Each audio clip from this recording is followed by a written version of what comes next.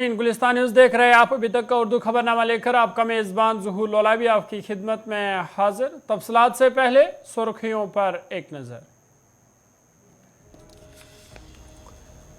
हदबंदी का मकसद national conference को कमजोर करना था।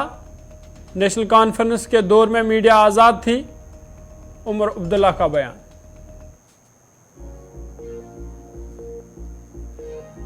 ख़वातीन रिजर्वेशन बिल ख़वातीन के लिए खुश आइन कदम, जिन्हें आइन पे यकीन उनके लिए हमारे दरवाजे खुले हैं, अल्ताफ बुखारी का बयान।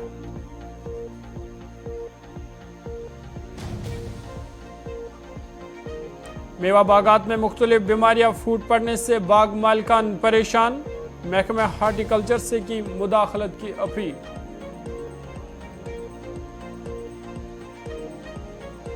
DYSP आदिल मुश्ताक इंसदाद बदनवानी एक्ट के तहत गिरफ्तार, मुलजिम का 6 रोजा रिमांड हासिल। 5 रुकनी टीम को तफ्तीश की जिम्मेदारी सौंपी गई।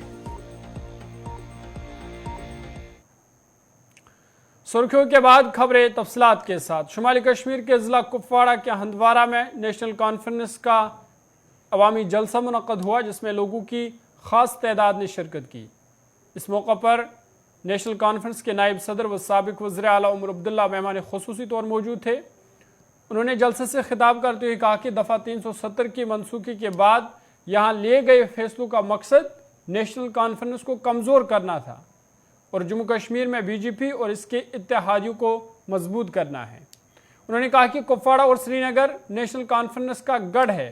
दोनों अजला में हदबंदी करके नेशनल कॉन्फ्रेंस को कमजोर करने की कोशिश की गई। इसलिए मैंने शुरू में कहा यहां 2 ही किस्म की पार्टियां हैं, एक वो जिनको बीजेपी मिटाने का काम करती है और दूसरा वो जिनको बीजेपी वाले बचाने में लगे हुए हैं। अब ये कोई इतनी छुपी बात है नहीं। कुछ महीने पहले पीपल्स कॉन्फ्रेंस का एक सीनियर लीडर उस तंजीम को छोड़ के नेशनल कॉन्फ्रेंस में आने की तैयारी कर रहा था।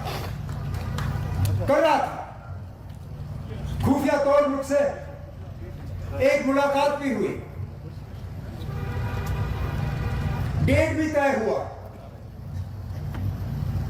जलसे का प्रोग्राम भी रखा गया,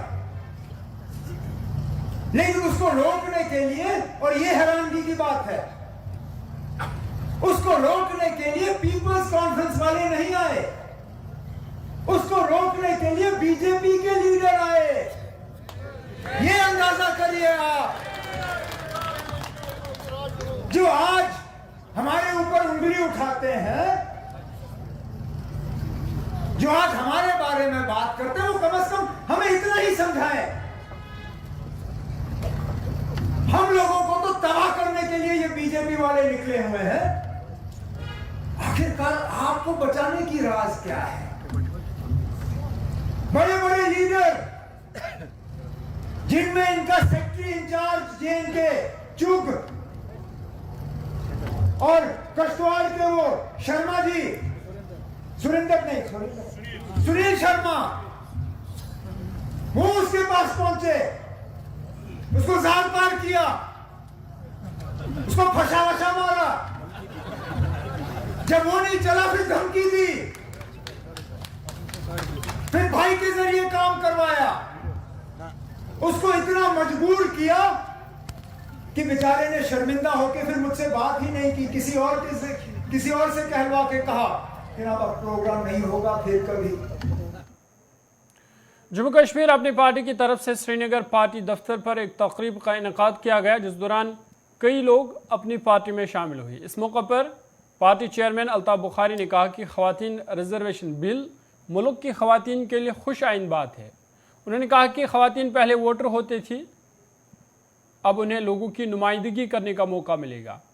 उन्होंने कहा कि जिसको भी हिंदुस्तान के आइन पर यकीन है, अपनी पार्टी के दरवाजे हमेशा उन लोगों के लिए खुले हैं। अप्लाई हो गए, यहाँ पर भी अप्लाई हो गए। यहाँ पर भी 50% आबादी ख़वातीन पे मुश्तमिल है। हमारी बहनें हैं, हमारी माएँ हैं, हमारी बेटियाँ हैं, उनको अगर एम्पावर करने के लिए मुल्क में एक बिल लाई गई है मुझे लगता है ये खुशाइन बात है जम्मू कश्मीर में भी।